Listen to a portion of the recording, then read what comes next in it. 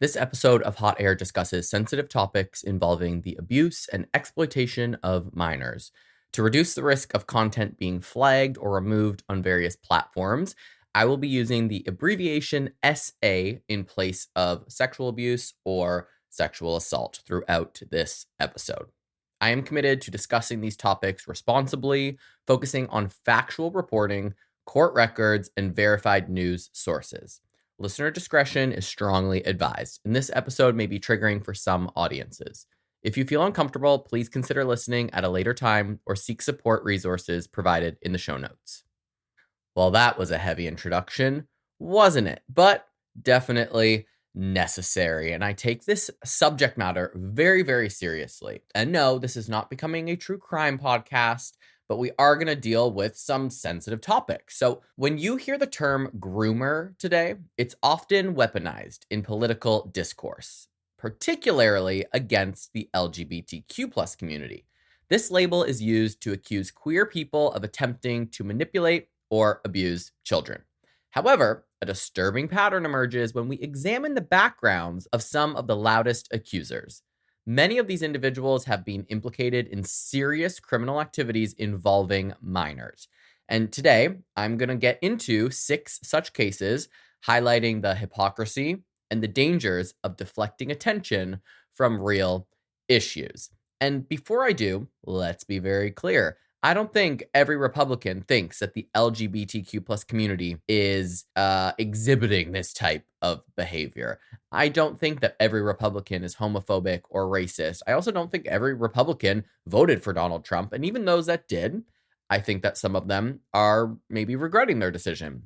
Just like I don't think Democrats are all super quote unquote woke. I mean, I'm woke. I will wear that as a badge of honor. But I think that we're really just being pitted against each other. And while the far right and the far left are representing everybody that falls somewhere in the middle, we're all just fighting with each other while these higher ups get to do whatever the fuck they please. And stories like what I'm going to discuss today are just swept under the rug. We don't hear about it. Republicans do not speak out when these stories come to light. But they do speak out when drag queens are reading books to children. And Republicans do speak out when they decide that don't say gay should be a thing. Republicans do speak out when they are taking away trans rights. Republicans do speak out when Kim Davis is asking the Supreme Court to revisit Obergefell v. Hodges and overturn same-sex marriage. Meanwhile, she's been married 4 times and got pregnant by husband number 3 when she was with husband number 1. So I'm sweaty and I'm heated already. My point here is that I don't hear enough about the people I'm going to talk about here today.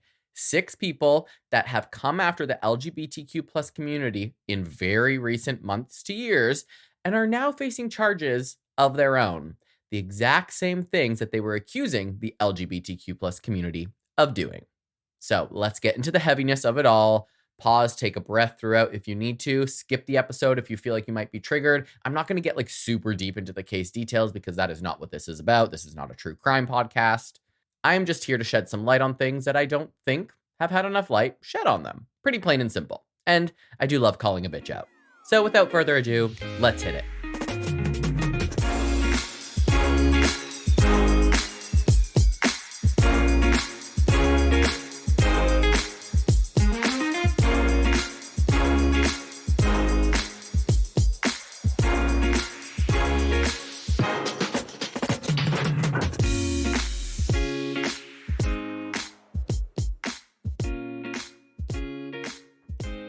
Part 1.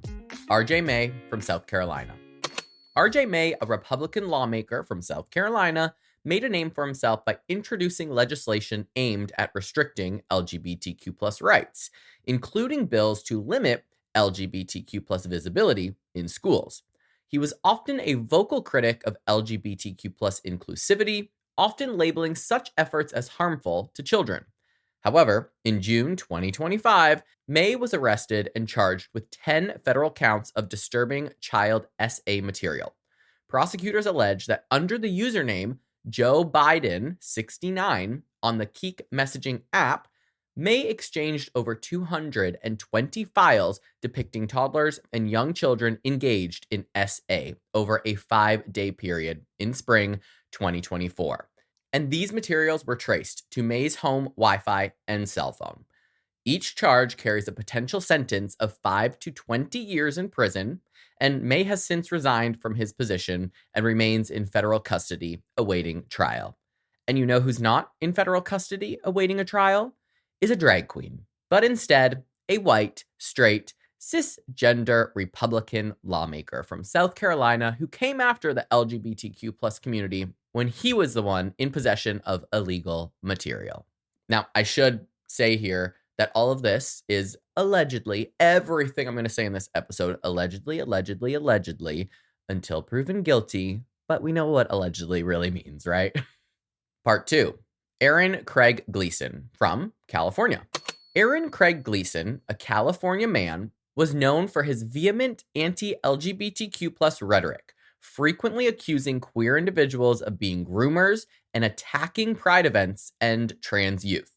He was an active participant in online forums promoting anti-LGBTQ plus sentiments. However, in 2025, federal investigators discovered that Gleason had been downloading and trading child SA material. Court documents revealed thousands of images and videos, some involving children as young as toddlers, and it makes me so fucking sick to my stomach. Gleason attempted to downplay the severity of his actions, but the evidence was overwhelming. This case underscores the dangers of projecting one's own illicit behaviors onto others as a deflection tactic. This is not fun to read, even though there's no details. Part 3, Sean Kaufman from Pennsylvania. Sean Kaufman, a Pennsylvania resident, built a reputation as an extremist protester, frequently attending drag events and pride parades with signs about protecting kids. He was known for shouting through megaphones about predators in the LGBTQ plus community. However, Kaufman was arrested for possession of child SA material. Investigators found that his devices contained numerous files depicting such material.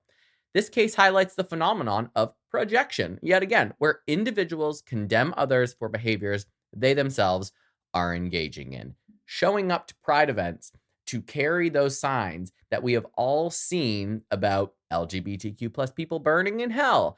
Guarantee you, at least 50% of those people are the biggest fucking sinners on the planet.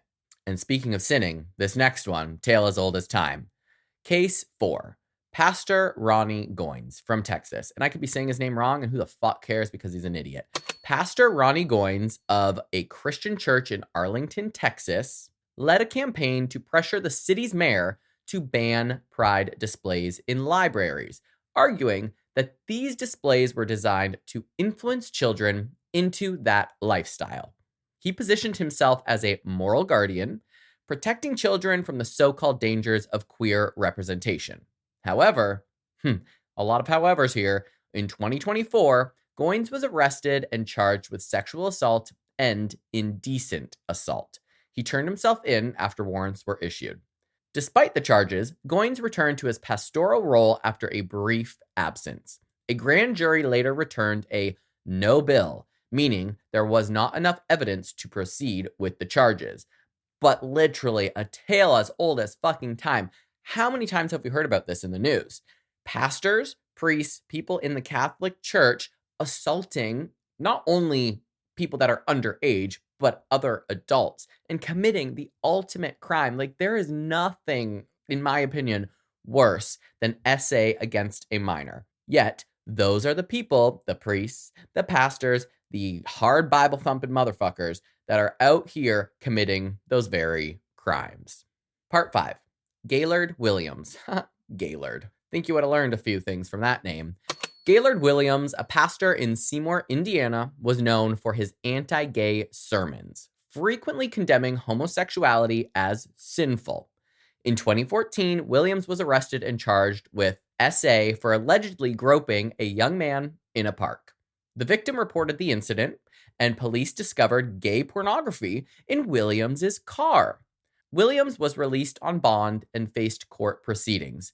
This is a wonderful example of the hypocrisy of individuals who publicly denounce LGBTQ plus individuals while secretly engaging in gay behavior, watching gay porn, committing SA against minors of the same sex. Like, for real, Kim Davis, she looks like a huge old lesbian, okay? Full on sister wife lesbian here. And she is the one coming out saying that same-sex marriage should be overturned. How many times have we heard that Lindsey Graham is gay? It was reported earlier this week that, I can't remember, not Kristi Noem, not that dumb bitch, another dumb bitch. A far-right influencer and politically outspoken leader, I will remember her name at some point, not in this episode, but at some point, she testified under oath that many of Lindsey Graham's constituents and people on his team have stated that he is gay. There's also all those stories about Lindsey Graham being on Grindr and paying young men to sleep with him. So, and he is very vocal about being anti-LGBTQ+. The kettle calling, what's that saying? Fuck. The bot calling the kettle black. Part 6. Thomas Mahoney of Washington, D.C. Thomas Mahoney, a former diplomat and World Bank consultant, was arrested in August 2025, so this very month, and charged with committing SA against 3 children in Washington, D.C. The alleged incidents occurred between February 2023 and July 2025, during playdates at Mahoney's home. Court documents detail disturbing incidents involving 2 7-year-old girls and 1 8-year-old boy. Mahoney was considered a trusted community member, known for his volunteer work with youth swim teams. His arrest has shaken the DC community and raised questions about trust and oversight in youth activities. And what do we know? Often these predators put themselves in a position in which you should be trusted, like a teacher, like a swim coach, like a Cub Scout leader, like the president, okay? Let's be real. Part 7. Projection, deflection, and broken priorities. So there is a psychological pattern at play, and that's what this is actually all about. Individuals who commit crimes, especially those involving minors, often point fingers at others, sometimes loudly, like the people I've spoken about, and sometimes strategically. This deflects attention from their own actions and paints a shield of morality around their entire image, while they continue acting in secret.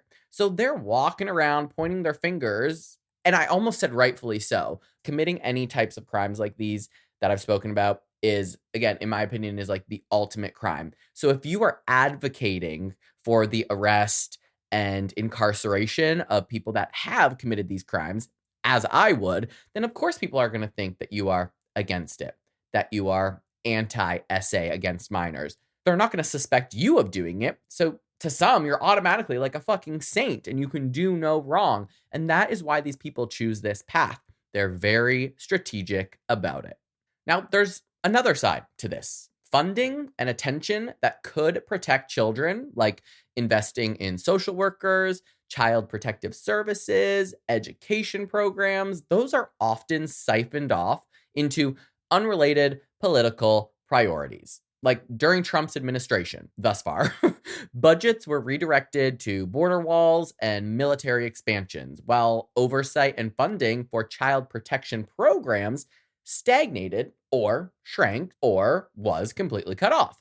And the same pattern continues with many Republican leaders. They shine a spotlight on LGBTQ plus individuals whenever there's a scandal, whether it is a real or perceived scandal. But they rarely, if not ever, speak out against someone in their own ranks that is accused of harming children. And let's be real, everyone, no matter what walk of life you are from, is capable of committing crimes, right? I'm not saying there are no LGBTQ plus people that have committed crimes like these. There certainly are. But there are more often than not a hell of a lot of cisgender straight ass motherfuckers that are doing the harm. And they get to be ignored. And Republicans like to point out the very, very tiny percentage of queer folk that may be committing these crimes. There is also no statistics, none whatsoever, that would implicate queer folk of committing these crimes at a higher percentage than cisgender straight people. And that is one of the parts that people miss the most. It's not that politicians are unaware. It's that they benefit from the narrative. And as long as the LGBTQ plus people are grooming children type of story dominates headlines, It keeps this culture war alive. It rallies a base and distracts from their own inaction and distracts from the people who are actually guilty of these crimes. Meanwhile, children at risk, regardless of sexual orientation, are not getting the protection, attention, or resources that they need. When we see cases like RJ May, Gleason, Goins, or Williams, it's not just hypocrisy. It's part of a systemic pattern where the loudest accusers deflect, misdirect, and weaponize fear to serve their agendas. And until people start demanding real ass accountability, until budgets are allocated to truly protect children, we're going to keep seeing this same cycle. Queer people demonized, while actual predators sometimes hide in plain sight and often get away with it. And what the bigger picture is here, the next time that you hear someone rant about groomers or insist that LGBTQ plus people are out to harm your children or indoctrinate them, remember this. Look closely. Ask questions, because history and patterns tell us the loudest accusers are often hiding the deepest secrets. Protecting your children does not mean silencing queer lives. It means holding predators accountable, no matter what pulpit, podium, or office or sexuality that they hide behind.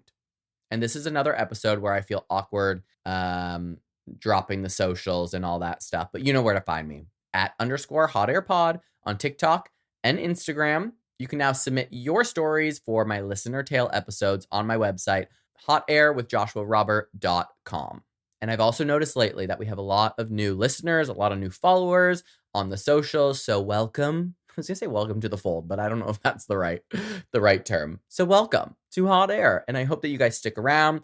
I am really passionate about topics like this because there is nothing that gets me more heated than this. Sometimes I'm like, I should be a vigilante, like Dexter level vigilante, and go after people that essay minors because I think it's the worst crime that you can possibly commit. Truly, this is one of those cases where I'm like, yep, death penalty, hit it, press that button, baby, pull that lever, whatever the death penalty is in whatever state you're in. These fuckers need to go. That's a hot take. Perhaps I'll revisit that on another episode. But anywho, stick around for your Hot Flash minisode later this week on Friday, and I will be back next week with your Hot Air full-length episode on Tuesday. So this was Hot Air. I'm Josh, and thank you for listening. I'll see you next Tuesday.